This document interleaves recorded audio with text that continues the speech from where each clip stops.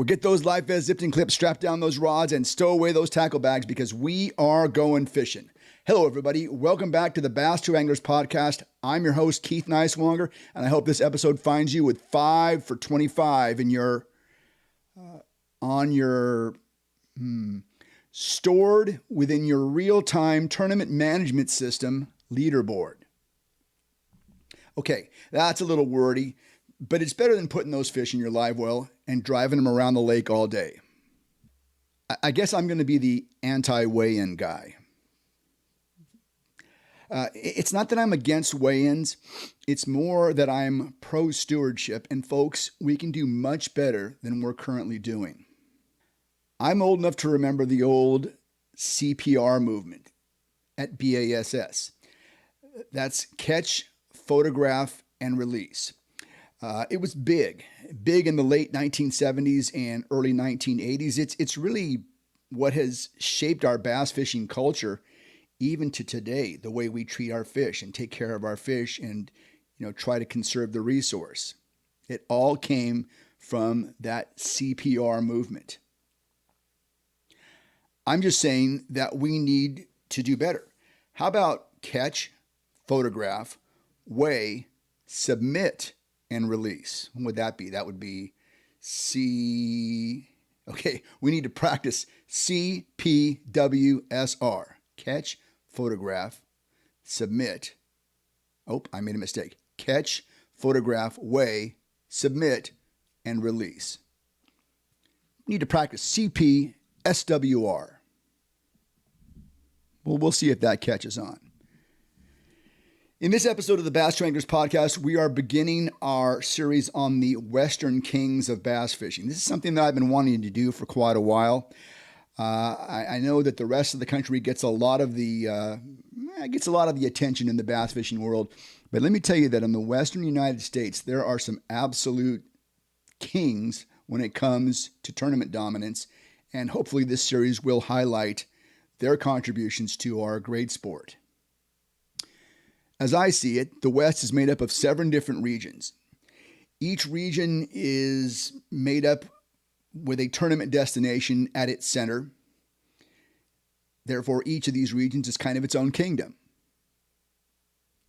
Looking at a map, we can see that there are the following kingdoms. In the Northwest, we have the Columbia River. In Northern California, we have Lake Shasta. We have Clear Lake, also in Northern California.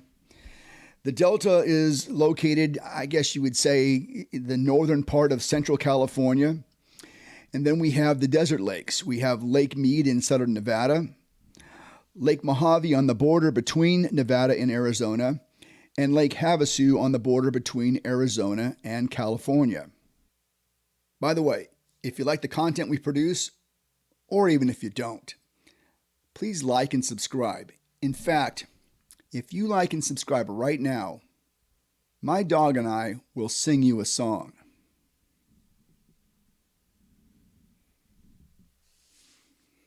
Oh, no. You got to like and subscribe first before we sing. Okay? Click the like button, hit the subscribe button, and my dog and I will sing a song. Thank you. Okay, this is an old Howlin' Wolf song.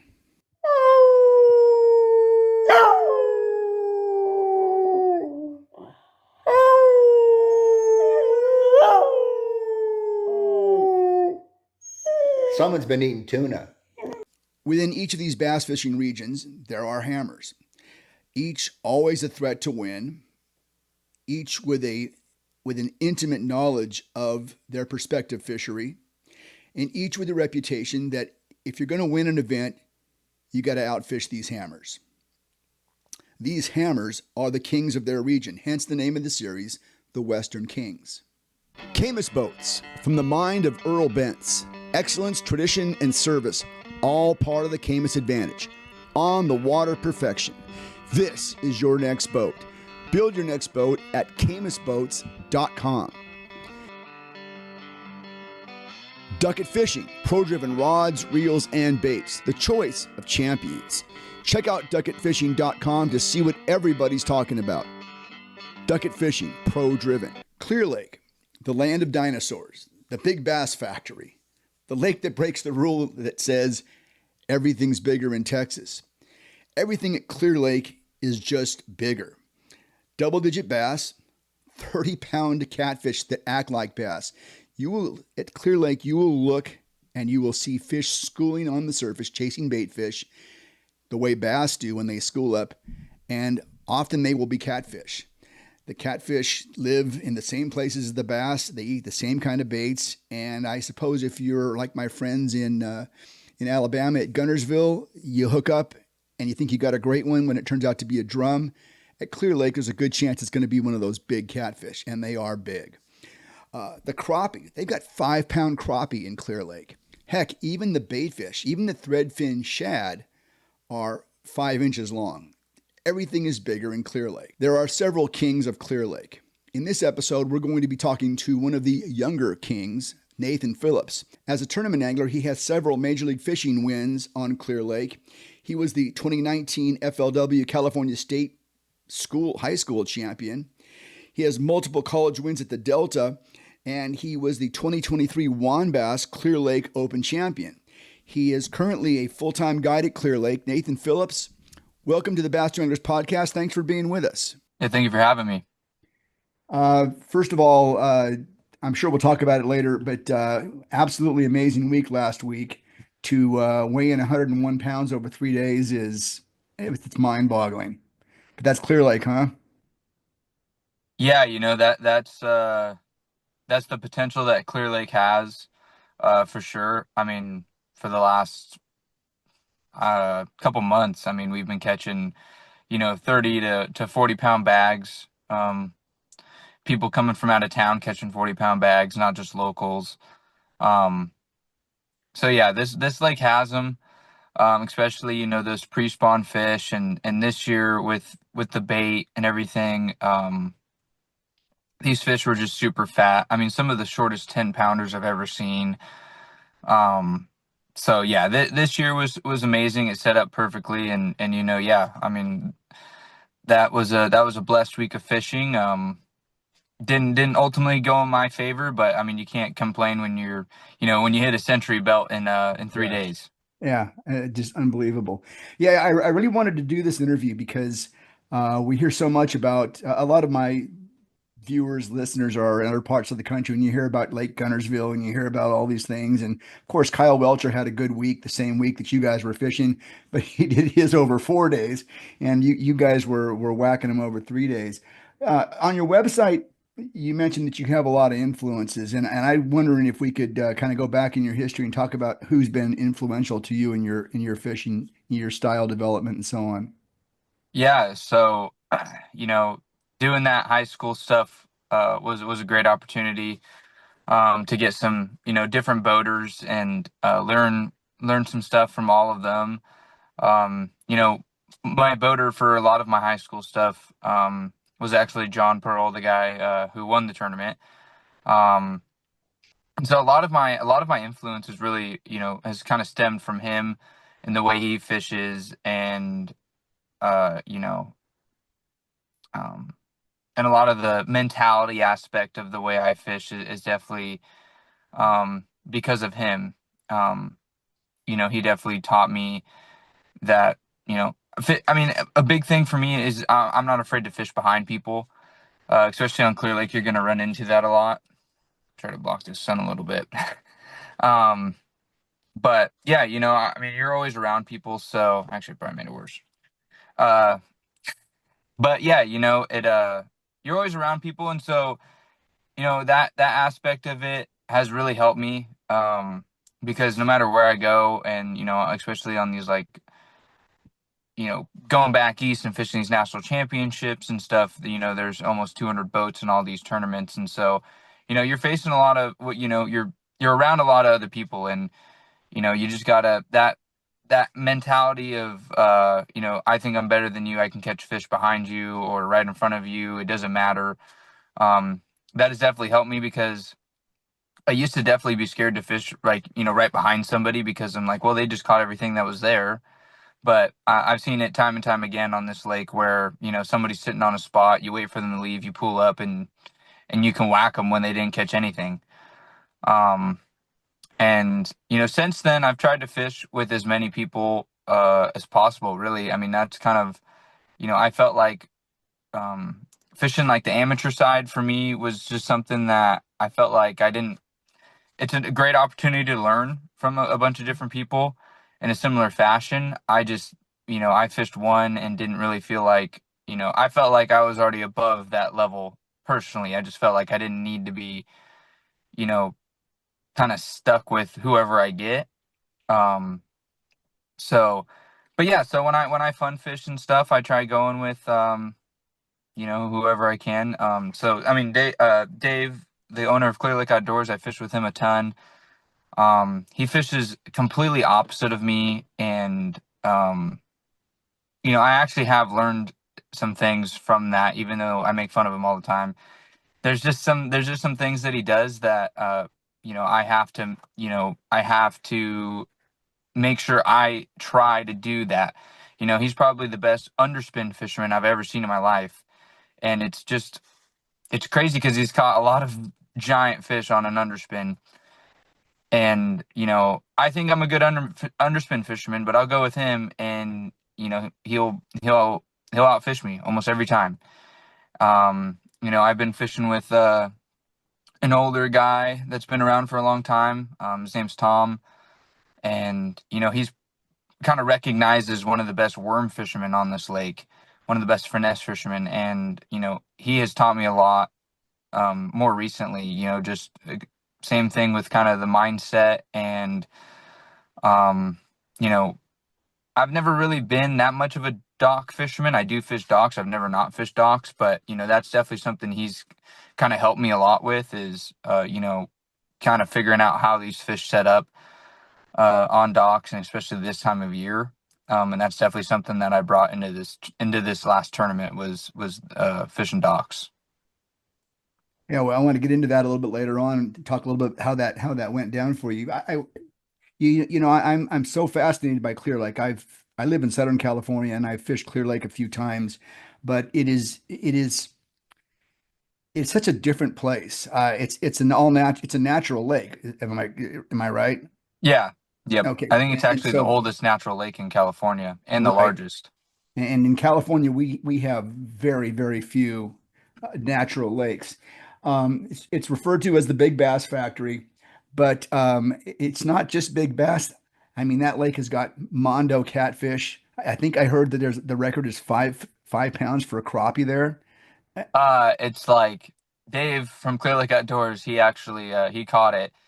Oh my gosh, Um, and it was, I believe, 4.5 four and a half. pounds. I can't remember the exact weight. It might have been 4 pounds 8 ounces on the nose, or 4 pounds 7 ounces.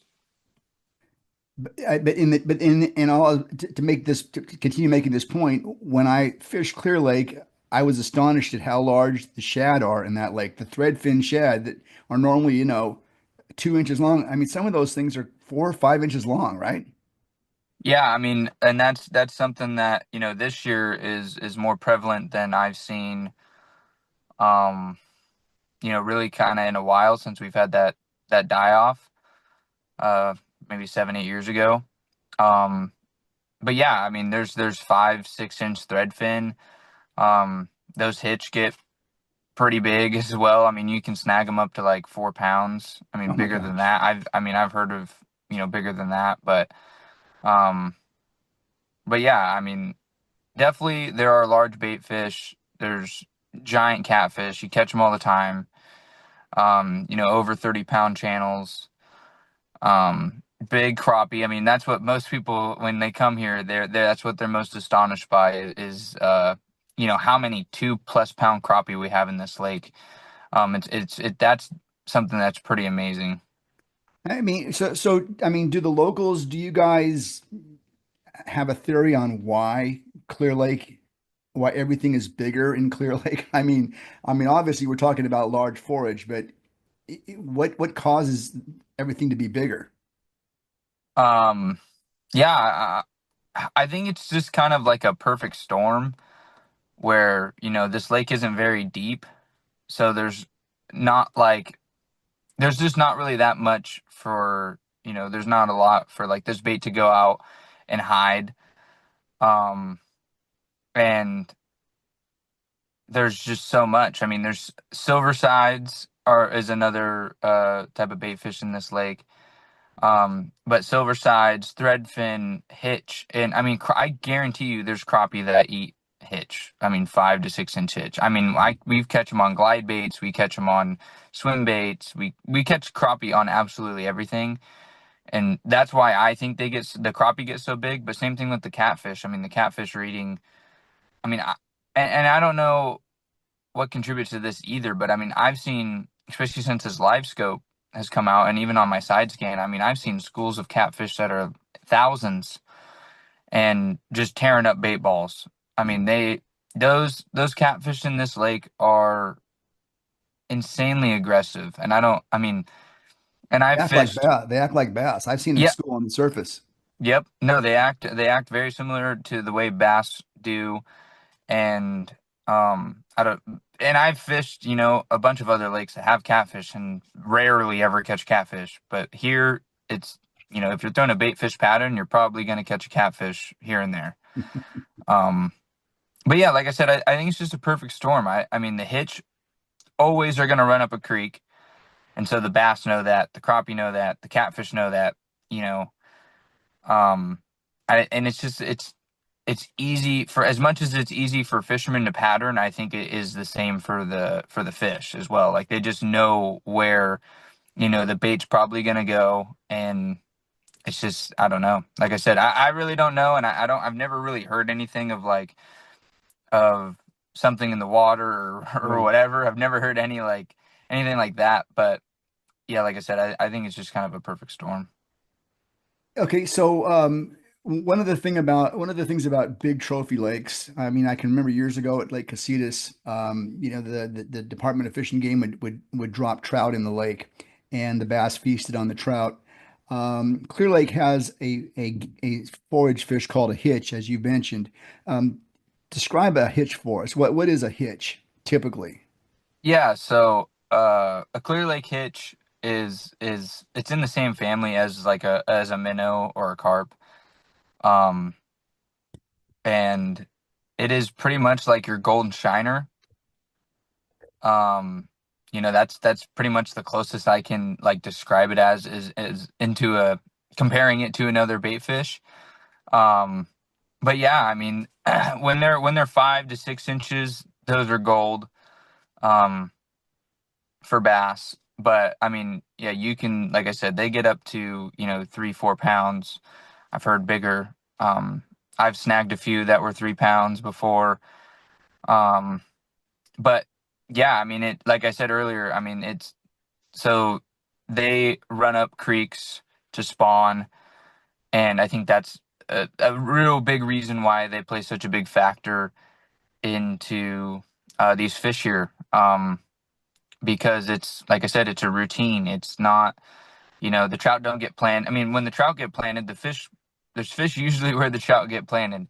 And so for here, it's just, every spring, once that water starts warming up, those hits are going to go up those creeks to spawn. And that's why, that on this north end, those creeks are so prevalent that time of year for fishing, because those bass know that, and that's a lot of the times where they're going to set up. But yeah, we had a couple years during that drought where they weren't able to run up all the way up the creeks, but they know where they're supposed to go, and they tried, and they were trying to get into those same areas. So even when they couldn't get up, you were still catching fish that were eating hitch um, in the same areas because that's where they know to go, but they couldn't. Yeah, it's pretty much all it is. It's just like your golden shiner, just gets pretty big. I'm guessing that Clear Lake sets up to be a pretty good swim bait lake then, right? Glides, stuff like that. Yeah, we you know, a lot of guys come up here and only want to throw swim baits, which it is a great way to catch big fish and little fish. I mean, you'll catch fish that you can't think can even eat. They can't eat the glide bait, but they still hit it. But yeah, I mean, we catch them on 13-inch glide baits, uh, 6-inch glide baits. It doesn't matter. But yeah, I mean, it's a great soft bait lake, a great glide bait lake. And like I said, especially during the spring when they're focused on those hitch, um, if you can, if you can run something by them that, fits the profile, they're going to eat it. And that's why, why we do throw those bigger glide baits here is to stand out a little bit. If Yeah. there's a bunch of, 8 to 10-inch hitch and you throw a 13-inch glide bait down there, you're standing out. You're the biggest piece of forage for that, 8 to 10 pounder to eat. And, you know, I mean, I don't really throw the 13-inch glide bait, but I did go out there one day and throw it all day, and I caught, one just under 9 and like a 5.5 on it. But even the 5.5 with the 13-inch glide bait in its face, it looks kind of funny. Like it almost shouldn't be able to eat it. Yeah. Yeah. Well, in the recent WONBASS event up there about a week ago, obviously John Pearl weighed in 102 pounds over 3 days, and you were right on his tail. You had 101 pounds over 3 days. What did you find in practice? Was it what you expected? I guess we're going to ask, how'd you get him? Yeah. And kind of to go back real quick, just for a second. When I did win, um, 2 years ago, I won on Mhm. a glide bait, and Okay. I won in the middle of summer on a glide bait. So, it's that glide bait bite can be the best bite on the lake, 100%. Um, I just wanted to throw that in there Yeah, because no, you can't, that's 100% win tournaments on this lake throwing a glide bait and a swim bait, and it's done all the time. Like it is, sometimes the swim bait is all you should be throwing, hmm. and it will outshine, pretty much every other bait at times. Um, but yeah, so this year, um, this year the bait fish like the threadfin shad and the silver sides are way more prevalent than I've seen um, in a while, and so a lot of these fish are focused on that bait fish, and with the way everything was set up this year, a lot of these fish were moving up to spawn, and kind of like maybe 2 weeks, a week and a half before the tournament, we had a little warm spell, and I actually kind of found my pattern then. I was out the first day. We had 2 or 3 warm days. I was out like the first warm day, and I didn't struggle. I caught a ton of fish. I just couldn't catch 6+ pounders to catch 30 pounds, which you kind of need on this lake right now. And and then the next day, I went out and I switched up a little bit, and I started fishing around docks and that shade, and started finding a bunch of big ones suspended. And then I also caught fish around some bait balls that were up near the docks as well. Um, and so You after that, scoping those fish? scoping all those Yeah. fish on a minnow, Hmm. and catching some also on a 10-inch swim bait, on a soft bait, a hog hunter, um, which is just kind of like a Huddleston. If you don't know, it's just a wedge tail 10-inch swim bait, and then and a glide bait around the docks. But yeah, mainly focusing on a minnow. Sometimes I felt like if there's bigger fish and I caught one on a minnow, I'd throw back under there with the soft bait and try to pull out another big one. Um, but yeah, so we had a little bit of a cold spell after those warm days, and I knew those fish would kind of stay. And once the tournament was gonna be there, it was gonna be warm again. So I was gonna hopefully keep getting more fish moving up, um, getting ready to spawn. And so in practice, that's all I did. I've pretty much fished almost every single stretch of docks on the lake. Fished some other areas where there's usually bait, or areas where I know they spawn and they might be setting up. And found quite a few areas. I did come up north one day in practice, and right then and there decided I'm not fishing up there in the tournament just because of how many boats were up here. I've done that before and tried to stick it out, and most of the time it just I end up shooting myself in the foot because I love to fish up here. I'd rather fish up here than anywhere else on the lake. I know it the best, and I grew up on this side of the lake, so when you're fishing a little bass tracker, you kind of get good at Yeah. fishing one part of the lake. So But yeah, so kind of right then and there, I decided I'm going to go fish mid lake and down south in the rattlesnake arm and the redbud arm and figure out what I can find. And yeah, found a bunch of little stretches that had fish, better fish.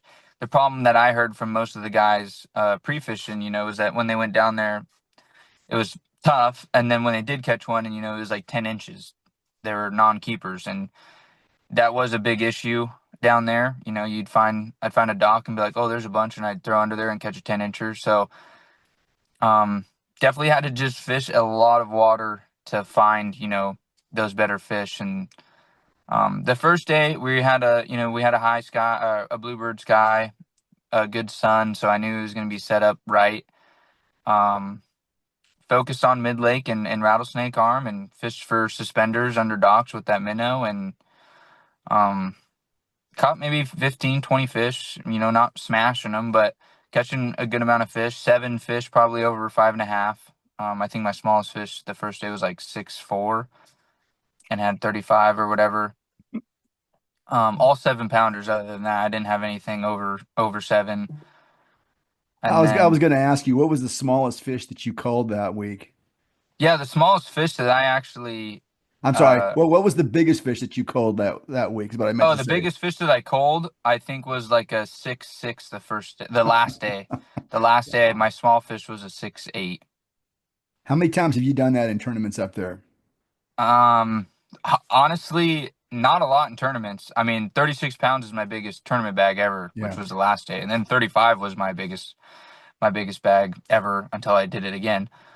But yeah, my up until that point, my biggest tournament bag up there was like 32.7 last year or 2 years ago actually.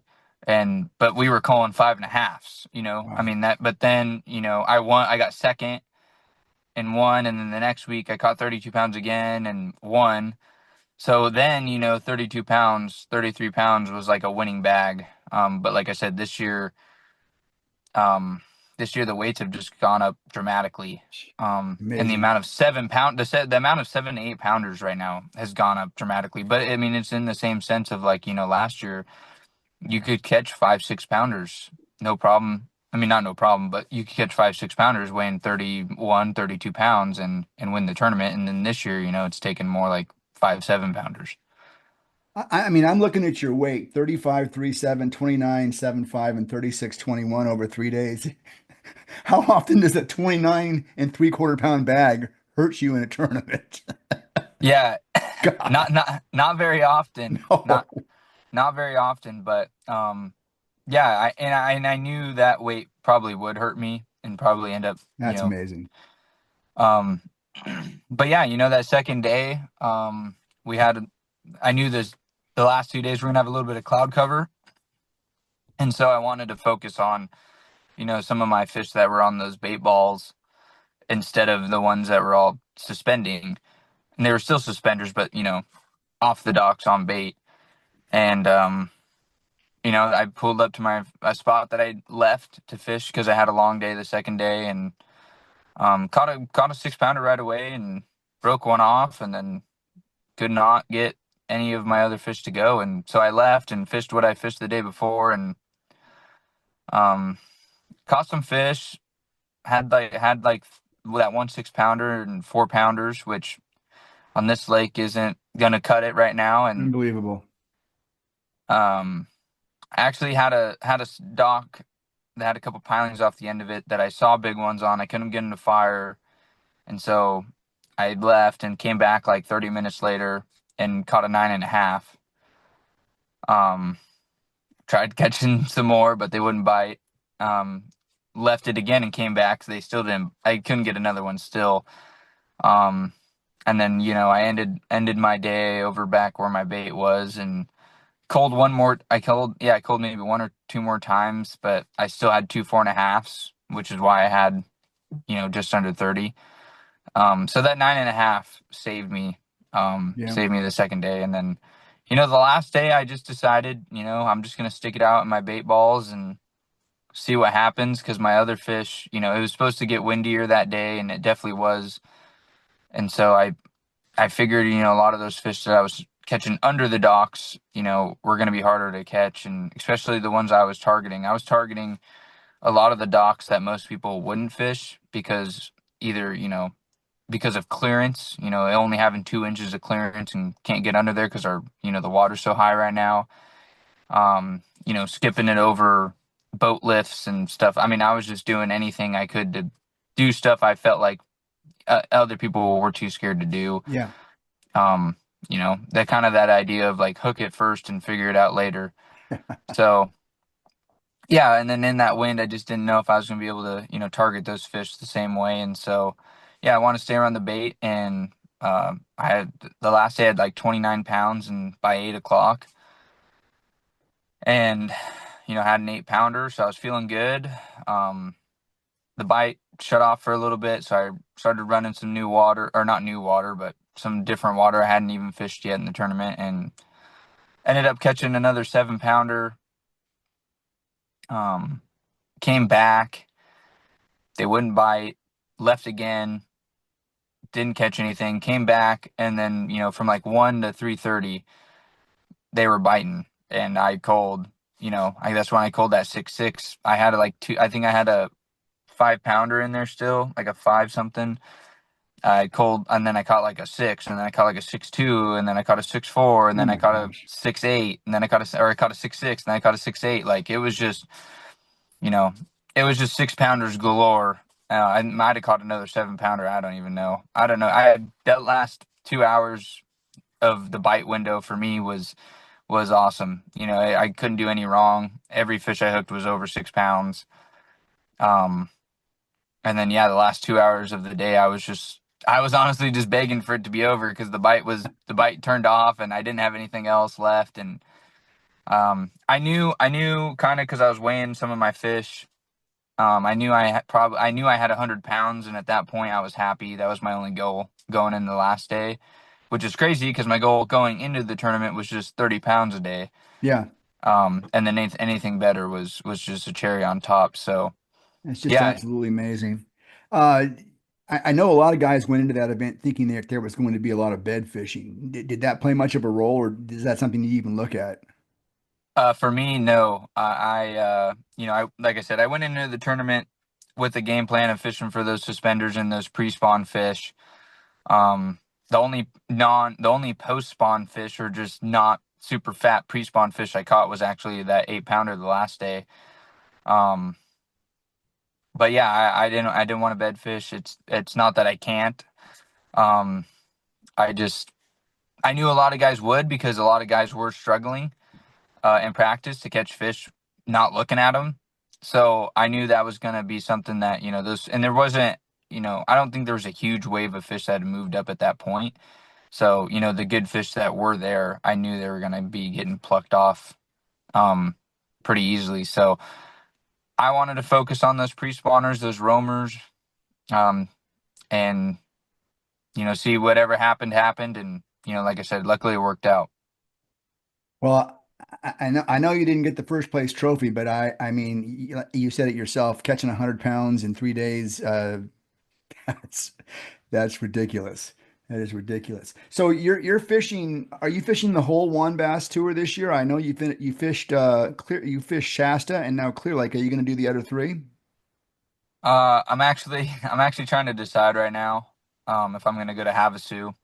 Um, I definitely want to do the U.S. Open Yeah. if I don't fish, Havasu and Mead. I definitely want to fish the U.S. Open. Um, you know, yeah, I fished Shasta. I didn't, I missed a check, not by a lot. That the way that lake's fishing right now, you need a 5+ pounder at least one Yeah. day, Yeah. and I never got one. I had good consistent bags. I just never had a big bite. Um, and so yeah, I mean, I'm sitting decent in points, and that's kind of why I'm really heavily considering going. But I could stay home and and guide and work and then actually May 10th there's like a pretty large team tournament too. So I'm trying to decide if I want to do it all. But like I said, definitely for sure I'm going to the U.S. Open.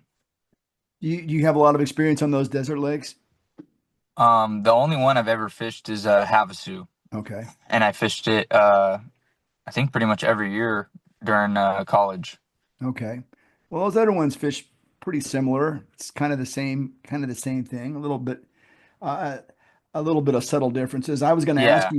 you, where do you see your career going? Like, if we were going to say five years from now, 10 years from now, do you see yourself anchored there at Clear Lake, or do you see yourself expanding? I guess we should probably talk about you. You've qualified for the Bass Nation event now, right? Yeah, yeah, I qualified for that. Is that something that you would want to pursue, or just not sure yet? Yeah, I mean, I think if you're a tournament angler, I guess that's kind of always like your dream, no matter what, even if it's not realistic or not. Um, I'll definitely go out and fish that Bass Nation Championship. I think that's what it is. But I'll definitely go out back east and fish that. Um, since I qualified for it, no points to not do it. Yeah, Um, but yeah, definitely in college, that was definitely my dream. Was to go pro, but um, the longer I've been out of college, the more it's like it's hard to leave here just because it's so good and yeah, it's home. But yeah, I mean, I definitely for me right now, definitely want to focus on like this one bass stuff out here and um considering next year fishing, these the BAM stuff, the sure. Bass Angler Magazine stuff out Yeah. here and um maybe trying to qualify for that Super 60 thing. Um but yeah, I know how hard it is to go back there um and actually do it uh just from talking to people and Yeah. I actually know Skeet Reese Oh yeah. and He'd talking to be he'd him be a it good guy to talk to. yeah, he's a great guy and he's given me a lot of information, but yeah, I know how tough it is and um it's if it ever worked out, I'd love to do it for sure. I just, I pretty much I'm just keeping an open mind. Um Wherever life takes me, I'll go. But, as of right now, I definitely want to focus on this West Coast stuff. And, if it works out for me to go and chase this, national level, I mean, I would 100%, be game. Well, I think there's enough. I think there's enough events out here that a guy could stay here. I mean, I look at what Ish Monroe has done. Ish, he still spends some time back east, but he's concentrated a lot more on the Western events, and I think there's enough out here that a guy can stay pretty busy with. Yeah, 100%. I mean, I actually was fishing around ish, that first and second day. Like I said, the last day I didn't really go down on the rattlesnake arm, but he was down there fishing completely opposite, doing what he likes to do, and it was actually kind of cool to see, him just kind of duke it out in his way he likes to fish. Yeah, Um, but yeah, he's fishing all this stuff out here, and yeah, that's just something too, that it kind of proves to me, if I really want to just stay here, I definitely can, and have enough, competition, um, whether it be one bass or this BAM thing, which I hope works out. Um, and hopefully at some point maybe we get MLF back or some yeah. sort of MLF or whatever. Because losing that this year kind of sucked. I definitely would have fished at least here, maybe the Delta. But yeah, that's something. That's another avenue we kind of lost out here. Um, kind of like you said, chasing that whole national deal. We kind of lost the ability to do it from home this year with the MLF side of it. So Well, hey Nathan, I appreciate your time tonight. I know you've been out. You're out in the water a lot. I don't know if you were out there today or not, but I appreciate your time, and we'll get this up and posted on YouTube here in a day or so. And good luck. We look forward to following what you're doing out there. thank you so much. All right, you I take care. appreciate it. They say everything's bigger in Texas.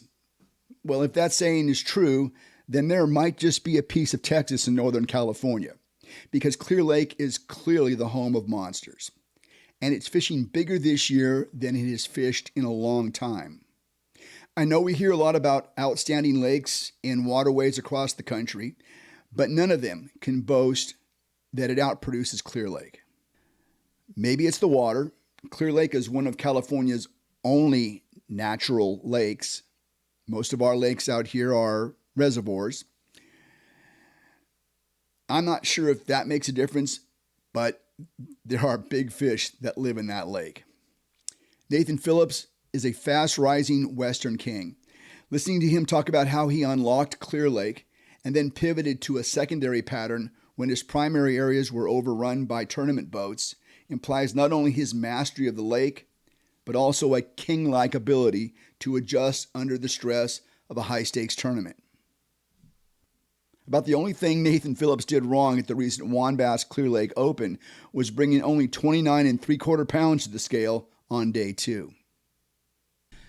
I'm Keith Neiswanger. This is the Bass Tour Anglers podcast. Please remember to like and subscribe. If you'd like to reach us, please send us a direct message on Instagram at Bass Tour Anglers Podcast. Take care. Be safe. We'll talk to you next time.